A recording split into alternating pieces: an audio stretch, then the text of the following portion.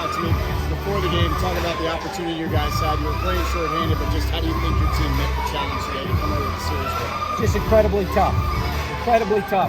Could not be more proud of this group. Got a great start by Jack Payon when we needed it, but the conversation starts and ends today with Harrison Goodaway. He's the heart and soul of this group. He's unbelievably tough. He played great defense. He came up with clutch hits.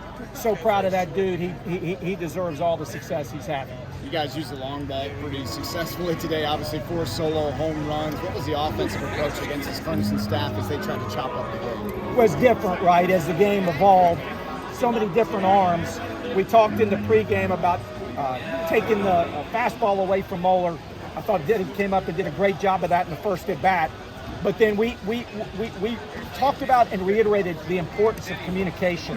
Seeing a bunch of arms that we hadn't seen so far this weekend, it was going to be really important to communicate at bat to at bat. I thought our guys did a great job with that again.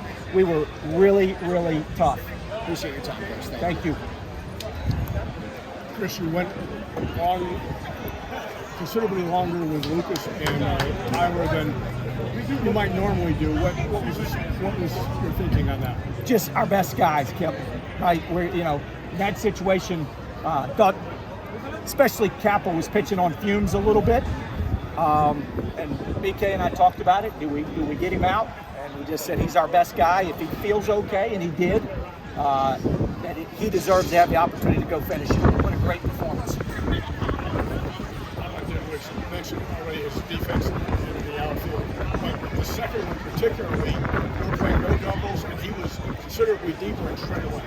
2 unbelievable plays, right? We're in no doubles on both those plays, Kip, and he's got to go a long way to range for those baseballs. And if he misplays that, not only is the game tied, but the go-ahead run standing on third base. It's just a lot of toughness there.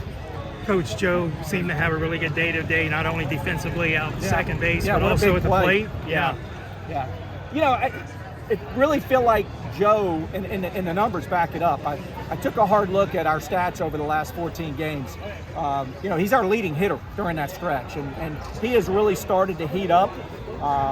Goes back to, we talked about an adjustment that he and Coach Tyler made. He switched bats, which is a little unusual in the middle of the year, but it's really clicked for him. And, his defense has been there all year.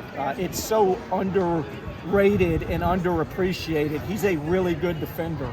He made that play look easy. That's not an easy play. Well, with the wind and the sun. Yeah, exactly. So the wind, the sun, that ball's pushing away from him because of the wind. That's a great play. The end of the ball game. John Payon got you, I felt the win and the quality start, but where you needed him to get to. No doubt. I mean, we'd have been happy with 1 time through the lineup, ecstatic with 2 times through the lineup, and he was a batter short of getting us 2 times through the lineup. It was just what the doctor ordered. Again, it's about adapting and evolving and constantly striving to be the best version of yourself. He's gone through a couple of weeks where he hasn't gotten a lot of swing and miss on the slider. He and Brady literally got in the lab this week, made a really good adjustment. I'm not going to talk about specifics of the adjustment because I don't want to give anything away, but with the adjustment really got the shape back on his slider, and it showed up today with a lot of swing and miss. What about the prognosis on AJ and Eric? Yeah, day to day.